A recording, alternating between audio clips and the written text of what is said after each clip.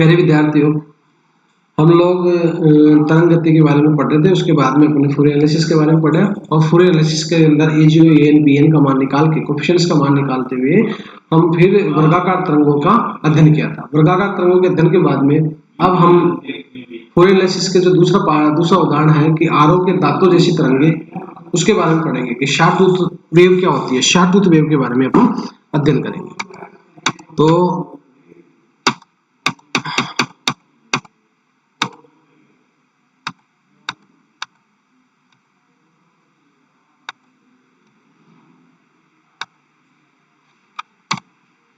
ये देखिए, मेरी जो तरंगे होंगी वो आरओ के जो दांते आते हैं ना, लकड़ी काटने के जो आरे आते हैं, आरे की जो पत्ती होती है उसकी इस तरीके की शेप होती है, इस तरीके की, यूं गई वापस जाके फिर इस तरीके से, ये यहाँ से टेढ़ी हो रही है, ठीक है। और यदि विस्थापन और समय के मध्य ग्राफ प्लॉट किया जाए तो 0 से लेकर कैपिटल टी, फिर 2t, फिर 3t, फिर 4t होती है। और इसका जो विस्थापन है वो 0 से लेकर कैपिटल जो t है, इसमें देखा जाए तो यहाँ से यहाँ की तो स्मॉल t हो जाएगी और ये जो वैल्यू प्राप्त होगी कैपिटल T माइनस का स्मॉल t प्राप्त हो गया। और इसका जो विस्थापन है यहाँ से यहाँ तक तो y हो गया और इसका विस्थापन मैं a के रूप में मान सकता हूँ, ठीक है। तो चित्र 3 के अनुसार जब t बराबर 0 होता है तो उस कंडीशंस में y का मान a होगा, तथा t बराबर कैपिटल T होगा तो उस कंडीशंस में y का मान क्या होगा, विस्थापन का मान 0 होगा। तो जैसे वर्गाकार तरंगों में अपन ने t का मान अप्लाई किया था, उसी प्रकार से मैं यहाँ पे इसके अंदर अप्लाई करूंगा। और समीकरण नंबर 2 में देखिए कि कैपिटल T माइनस का t, कैपिटल T माइनस का t upon T is equal to y अपॉन a होता है। तो समीकरण नंबर 2 से को मैंने सोल्व किया। सोल्व करने के बाद मेरे पास जो y की जो वैल्यू प्राप्त हो गई वो प्राप्त हो गई a upon capital T into में कैपिटल T माइनस का स्मॉल t। तो इसकी वैल्यू जो प्राप्त होगी y is equal to a into 1 minus का small t upon capital T से 0 less than t less than capital T प्राप्त हो गया। This is the equation number 3 प्राप्त हो गया, ठीक है। अब मेरे पास जो विस्थापन प्राप्त हुआ कि 0 से लेकर कैपिटल T के अंदर जो प्राप्त होगी y की वैल्यू क्या प्राप्त होगी, ये वैल्यू प्राप्त होगी a इंटू 1 माइनस का स्मॉल t अपॉन कैपिटल, ठीक है। कैपिटल T आवर्तकाल है, स्मॉल t मेरे पास समय है। पूरी श्रेणी मेरे पास ये है समीकरण नंबर 4, जिसके अंदर की y is equal to a0 plus में a1 इंटू कोसाइन की वैल्यू प्लस में b की इंटू में कोसाइन की वैल्यू, इससे मेरे पास प्राप्त होगा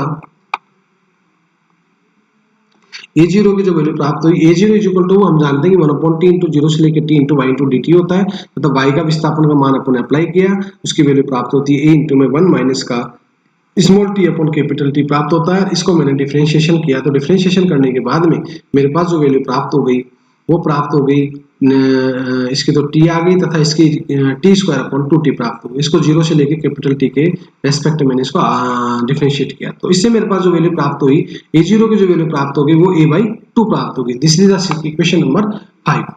इसी प्रकार से a0 की वैल्यू मैंने निकाली, वो निकाली a/2, समीकरण नंबर 5 आ गया। अब मैं किसके मान निकालूंगा, an का मान निकालूंगा। तो an इज इक्वल टू क्या है मेरे पास, an की जो वैल्यू है वो फॉर्मूला अपने सबको पता है कि 2/2 इंटू 0 से लेकर t into y into sine omega t into dt होता है। और समीकरण नंबर 6 के अंदर ये समीकरण नंबर 6 आ गया। समीकरण नंबर 6 के अंदर समीकरण नंबर 3 से मैंने क्या किया, वैल्यू पुट कर दी। किसकी वैल्यू पुट कर दी, विस्थापन y की वैल्यू। विस्थापन y की वैल्यू क्या है, y is equal to a into 1 minus का small t upon capital T into में sine omega t into dt होता है। अब ये वैल्यू पुट करने के बाद में इसको मैंने डिफरेंशिएशन किया। डिफरेंशिएशन करने के बाद में 2a अपॉन में t तो बाहर आ गया, इसको डिफरेंशिएशन किया तो साइन ओमेगा t तथा small t upon capital T into sine omega t into dt प्राप्त हुआ। तो अब क्या हुआ कि t into sine omega t का जो डिफरेंशिएशन किया वो इस प्रकार में प्राप्त होगा, ठीक है। साइन ओमेगा टी का कर दिया तो कोसाइन ओमेगा टी आ गया। अब a इंटू बी का फॉर्मूला इसमें अप्लाई किया, इससे मेरे पास ये डिफरेंशिएशन अवकलन प्राप्त होगा, समाकल प्राप्त हो गया। समाकल प्राप्त होने के बाद में इसमें लिमिटेशंस लगा दी 0 से लेकर t तक। 0 से t तक जब समाकल वो लिमिटेशंस लगाई, लिमिटेशंस लगाने के बाद में मेरे पास जो वैल्यू प्राप्त हुई वो an की वैल्यू जो प्राप्त हुई वो प्राप्त हुई 2a अपॉन t इंटू में पहले तो कैपिटल T के रूप में, फिर स्मॉल T के रूप में, फिर किसके रूप में प्राप्त हुई, 0 के रूप में प्राप्त हुई। तो मेरे पास जो an की जो वैल्यू प्राप्त हो गई वो प्राप्त हो गई a अपॉन में n पाई है, जिससे मैं कह सकता हूँ omega is equal to 2 pi upon t होता है। तो इस वैल्यू में ये दोनों वैल्यू कैंसिल हो गई। कैंसिल होने के बाद में मेरे पास ये वाला पार्ट था sin 2 पाई n अपॉन में t into n square omega square, इसका मान क्या होता है, हमेशा 0 होता है। n इज इक्वल टू मैं 1 2 3 0 से कुछ भी पहले पुट करता हूँ उसका मान हमेशा 0 प्राप्त होता है। इसलिए मेरे पास बच गया 2a इंटू में टी इंटू में एन ओमेगा, और हम जानते हैं कि टी इज इक्वल टू क्या होता है 2 पाई अपॉन टी होता है, तो 2 पाई से 2 पाई कैंसिल हो गया, तो मेरे पास ए एन की जो वैल्यू प्राप्त हो गई वो प्राप्त होगी ए अपॉन में n pi. This is the equation number 7। तो ए जीरो ए एन का मान मैंने रख लिया, रखने के बाद में अब मैं निकालूंगा किसका मान, बी एन का मान। अब इसी प्रकार से मैं बी एन का मान निकालूंगा, तो b n is equal to होता है 2 अपॉन टी इंटू जीरो से लेके t into y into cos omega T into d t. ठीक है, और इससे मैं y का वैल्यू पुट करूंगा, y इज इक्वल टू क्या होता है a इंटू वन माइनस का small t upon capital T into में cos omega T into d t होता है। दिस इज द समीकरण नंबर 8 व 3 से मेरे पास जो वैल्यू प्राप्त होगी वो ये वैल्यू प्राप्त होती है। इससे मेरे पास क्या प्राप्त हो गया, bn का जो मान प्राप्त हुआ है, bn is equal to 2a upon T into sine n omega T upon n omega minus का टी इंटू में sine n omega T upon 2 T n omega minus का cos n omega T into में upon में T into में n square omega square, और इसकी limitations क्या हो गई, 0 से लेके टी तक हो गई। ये लिमिटेशंस मैंने इसमें रखी, रखने के बाद में मैं समाकलन किया, समाकलन करने के बाद में इसकी लिमिटेशंस रखूंगा। मैं लिमिटेशंस रखी, पहले तो कैपिटल टी रखूंगा, फिर 0 रखा। तो पहले कैपिटल टी रखी तो मेरे पास ये इस तरह की वैल्यू प्राप्त हो गई, 0 करने के बाद सारी वैल्यू, साइन की वैल्यू 0 हो गई, कोस वाली जो वैल्यू थी वो 1 के रूप में प्राप्त हो गई, तो 1 upon T into n square omega प्राप्त हो गया। अब इससे क्या हो गया, इससे मेरे पास जो प्राप्त हो गया कि जो बी एन का मान था वो सारा का सारा ये 2 पाई अपॉन एन ओमेगा ये कैंसिल हो गया।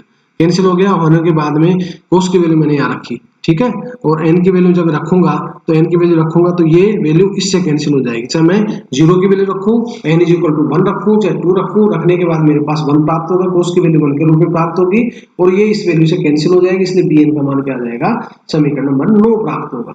अब मैंने क्या किया कि समीकरण नंबर 5, 7 व 9 से समीकरण 4 में मान रखा, तो मान रखने पर मेरे पास जो आरोह के दाते जैसी थी, तरंगे थी, उसके विस्थापन का जो समीकरण प्राप्त होगा वो समीकरण प्राप्त होगा मेरे पास समीकरण नंबर 10। तो समीकरण नंबर 10 देखिए, इस प्रकार की मेरे पास वैल्यू प्राप्त होगी, y is equal to a upon t plus a upon pi into sine omega T plus में 1 upon 2 into sine 2 omega T plus 1 upon 3 into sine 3 omega T plus में and so on. This is the equation number 10 प्राप्त होता है।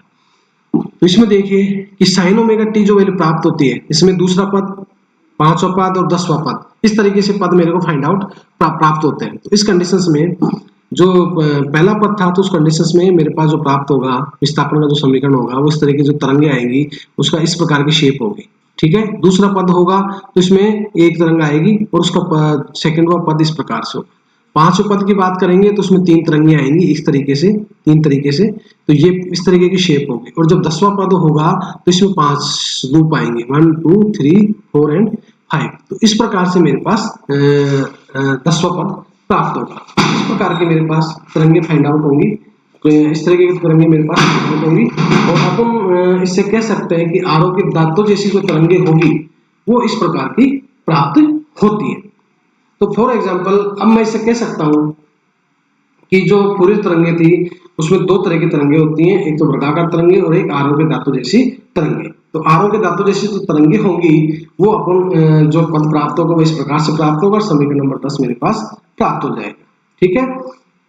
तो जो equation जो मेरे पास आ जाएगा, क्वेश्चन जो आएगा वो ये इस तरीके से आ सकता है कि आरोह के दांतों जैसी तरंगे जो होती हैं उसका विस्थापन का समीकरण निकालिए, या फिर सिद्ध कीजिए कि समीकरण नंबर 10 पूरा का पूरा लिख के दे दे कि y is equal to a by 2 है प्लस में a upon pi into sine omega T plus 1 upon 2 sine omega T 2 omega T plus 1 upon 3 sine 3 omega T plus में एंड सो ऑन होता है। सिद्ध कीजिए कि ये होता है। तो वर्गाकार आरोह के दांतों जैसी तरंग का समीकरण ये पूछ ले तो आपको इसका मान निकालना पड़ेगा।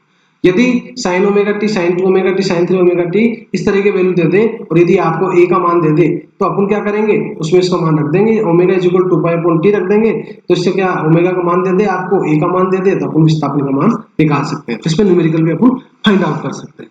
तो आज ये वेव मोशन वाला जो पार्ट था ये पूरा का पूरा खत्म हुआ। इसके अंदर पूरी जो परमें बताई गई वो भी लगभग खत्म हो गए।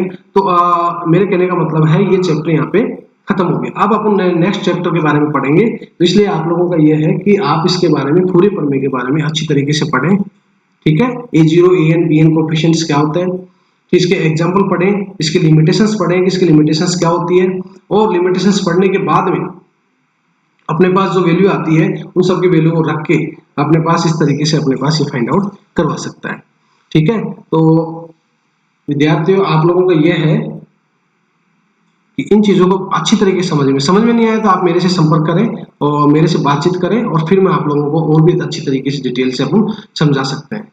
ठीक है, तो इसके लिए बहुत बहुत धन्यवाद। Thank you.